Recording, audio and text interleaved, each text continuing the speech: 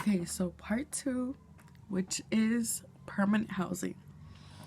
So, after the deputies gave us our clothing and we're ready to go into our bunk, they took us in deep into the jail. And once we get to this one particular corridor, they go, okay,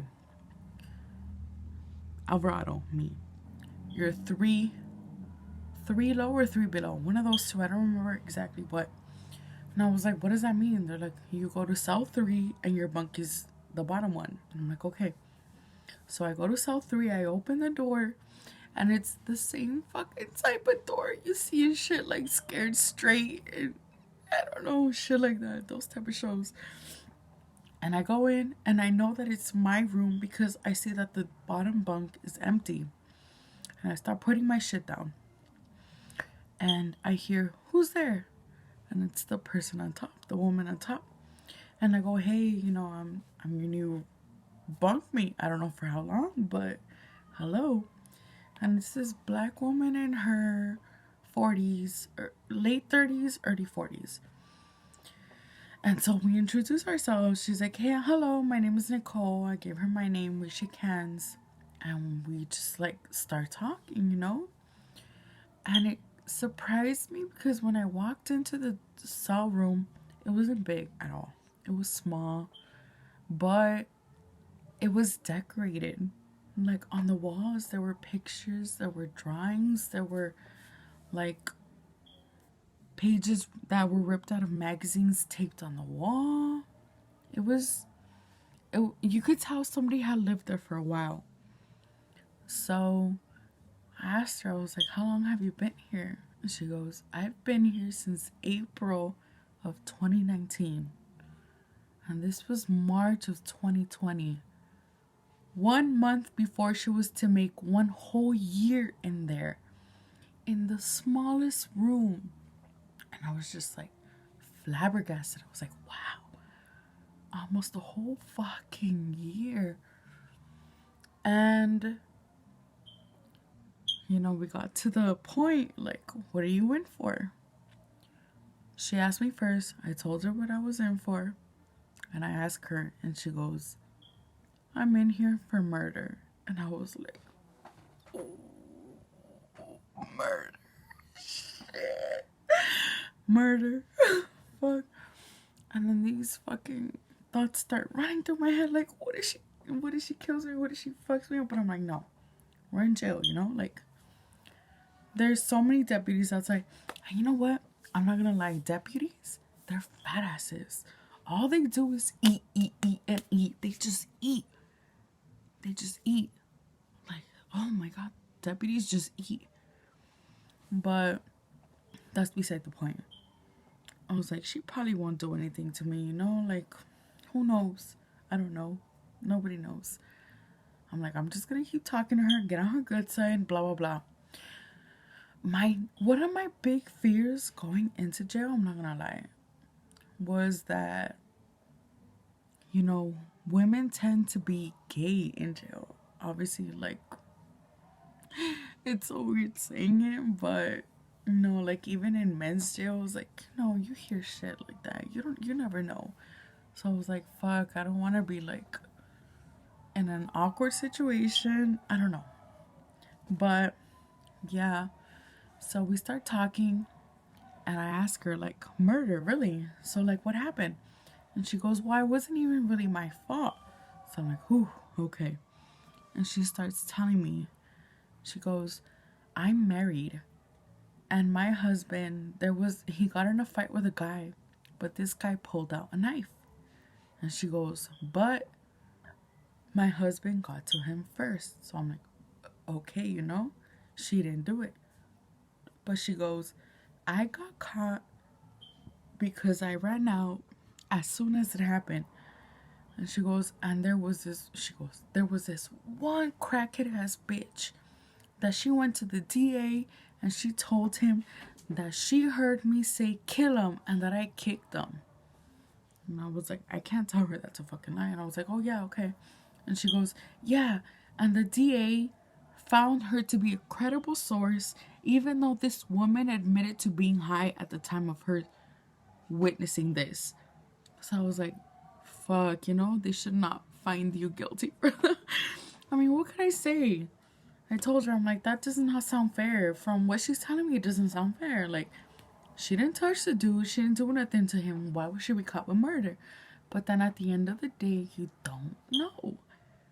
You know, as corrupt as cops can be, if they charge you for murder, it's for a reason.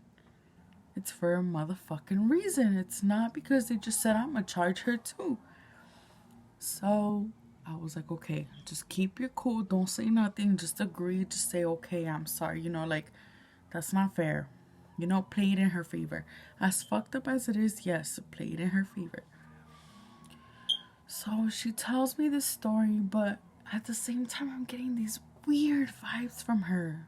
Weird vibes. Like, she would look at me in this low way, like, kind of like, I don't know. For somebody to be locked up that long and to see fresh meat, that's how I felt like she looked at me, like fresh fucking meat. Like, if I don't know what the fuck... Okay, this is one thing. I know that I look like I don't belong there, and I know that I look like a goody two-shoes, but I mean, I can handle myself, you know? Like, even if I dress a different way, if I don't look ratchet as fuck, I can be, you know? Like, I can handle myself. And I just felt like she didn't see me that way. But this woman was really nice to me. She was really, really, really nice to me. Like, and I don't want to say she was nice to me in a good way, but she was also nice to me in a predatory way. And I don't want to say that without any credible, like, sources or anything, but when it comes to the point where somebody's being nice to the point that they're telling you, okay, for example, she said that her old roommate had just gone to prison and that she left her all her commissary food.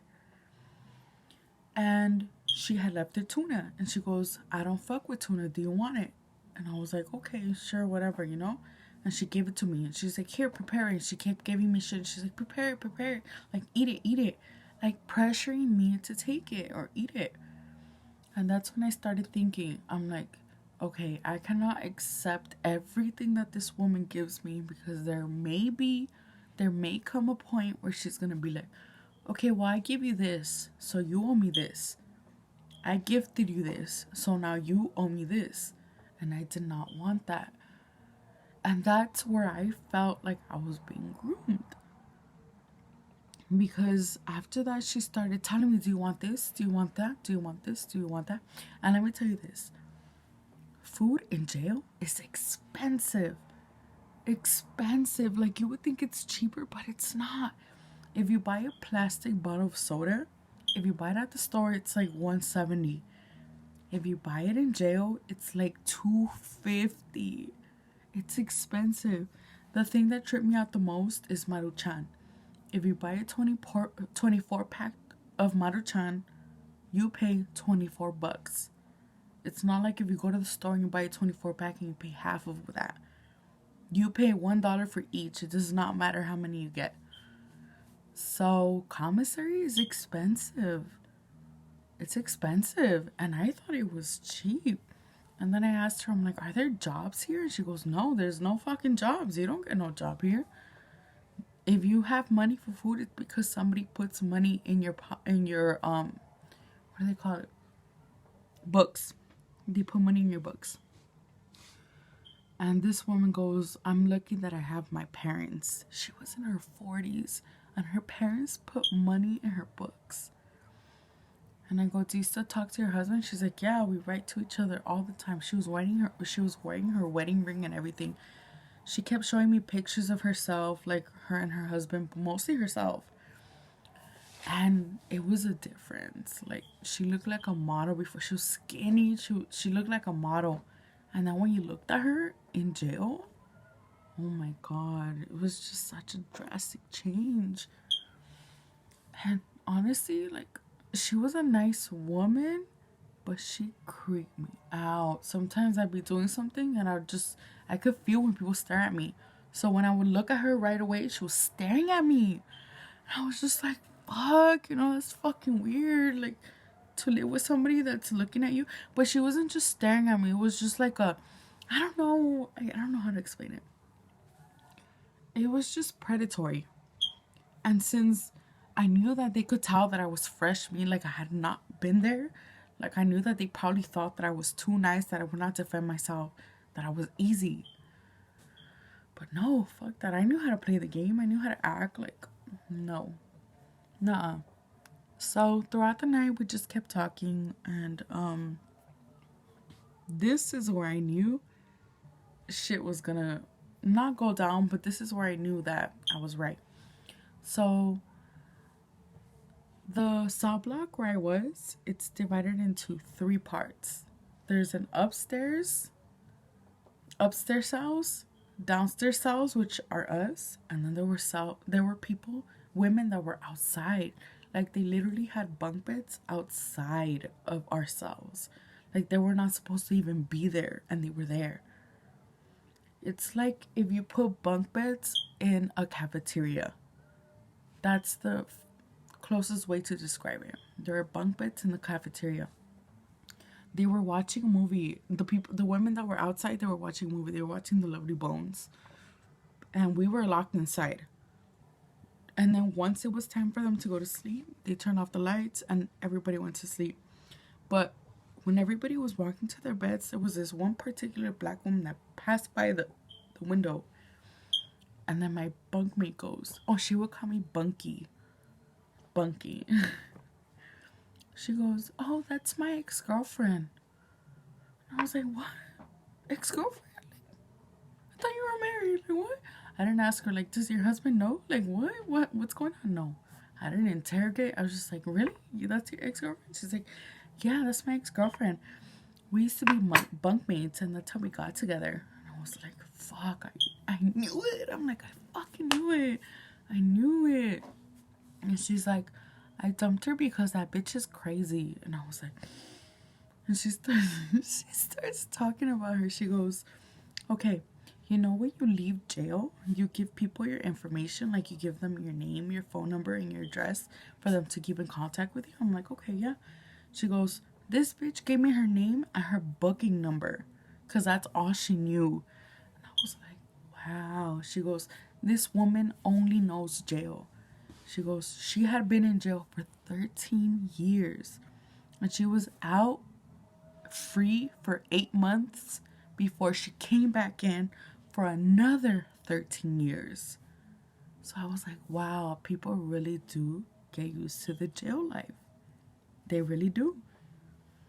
And she's like, yeah, this woman knows nothing but jail. And she goes, yeah, I dumped her because she was way too crazy on me. She goes, one day she got mad because she was mopping the floor. And mind you, this is I don't even know how to explain it. It's a small shoe closet of a fucking room.